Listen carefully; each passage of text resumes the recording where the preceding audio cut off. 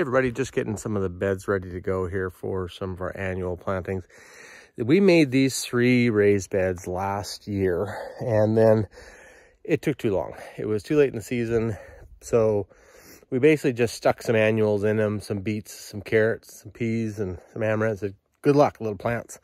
Mostly they didn't do anything, but they did their job of getting soil ready for this year. So the soil we put in these beds were soil we got for free off Marketplace, which is always a bit dodgy, but this was really lawn soil, way too much sand. So I'm just top coating everything right now with some garden blend. And then I'm gonna top coat that with some of our homemade compost from the chickens, which is just chock-a-block full of organic matter and humus. But I wanna show you something. Even though we didn't get anything out of this bed last year, these beds, they are full, probably half full of rotten logs. And I wasn't going to till them up or dig them up or anything like that, but there's quite a lot of empty voids. We didn't do a great job. We put cardboard down on top of the logs. The cardboard was dry. We were in a hurry. We put the soil right on top of that. So there's a bunch of empty spaces in the beds. So I'm finding a lot of empty voids. So I'm going through and just basically shoving the dirt down into those empty voids to get that settled so there's no air pockets. And the benefit of doing this with this method, with the logs and everything else, is really coming through in the soil. I want to show you what I found. It is just chock-a-block. So this poor little bed was beets, and I think we got about a handful. So they're just basically green manure this year and going in to build soil for next year. But as I'm digging through this bed, I want you to take a look at this. Look at the mycelial network that's growing. And it just smells like mushrooms and fungi and, you know, so even though we didn't grow any vegetables in this bed last year, we grew soil. And that is going to pay off huge dividends in the years to come once we start top coating it with some of the other stuff. And that soil is just alive with things that are going to provide nutrition to our plants going forward. So, oh, and there's a little worm buddy. Hey, little worm buddy. So don't be discouraged if you didn't get anything to eat out of your garden in the first year of your beds. If you invest in your soil, it's going to pay you dividends for years to come. So hopefully that proves true when we get to the fall. Thanks for watching. All right, there we go. Those 3 beds are ready for planting. I'm a little out of breath because carrying 5-gallon pails full of dirt from the driveway to here, up and down that slope, all the way up there, is a bit of work. So these beds, stay tuned for part 2.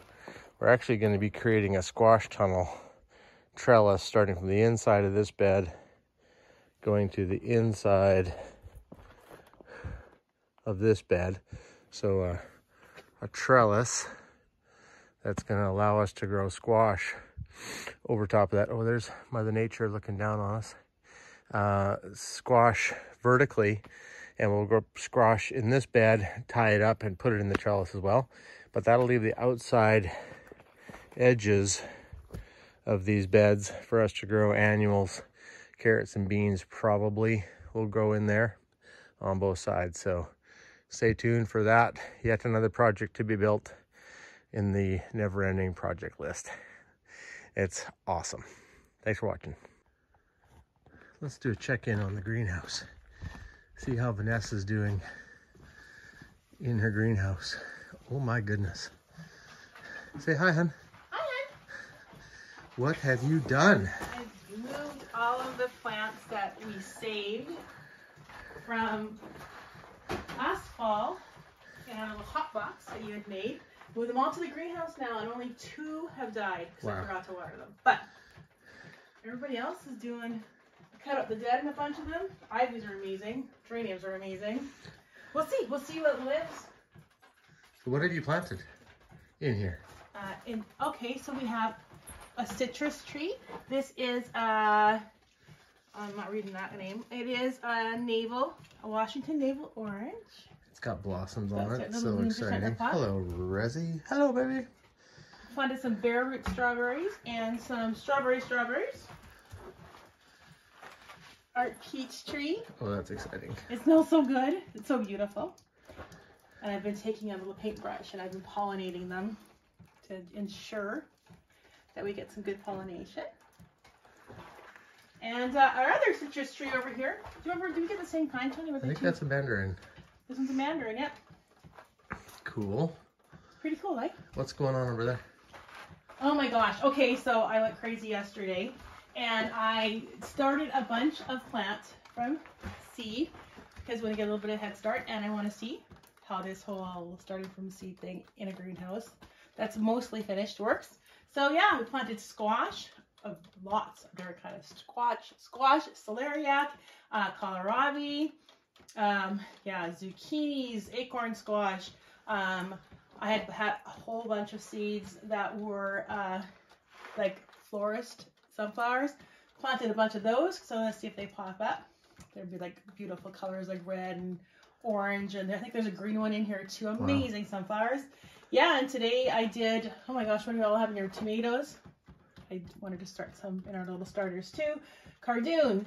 What else did I put in here? Borage. A bunch of stuff we started.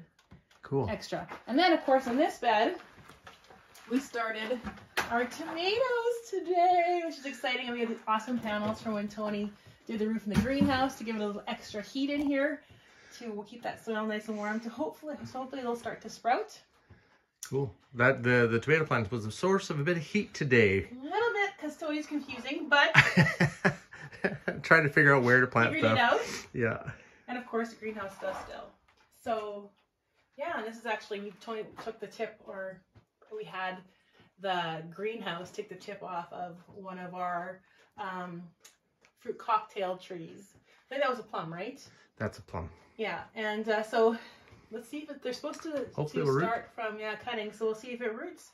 So that's what's happened so far. So it's looking like a greenhouse now, which is super wicked. Well, that side needs some work, but that's coming. That's coming still. But it's exciting to have plants. And I can't wait to have shelves to put my stuff on, my pots and stuff, and another layer of plants as well if we can. So it's going to be exciting. Cool. Yeah, it'll be exciting. Very exciting times. Thanks for watching. Thanks Stay tuned for more.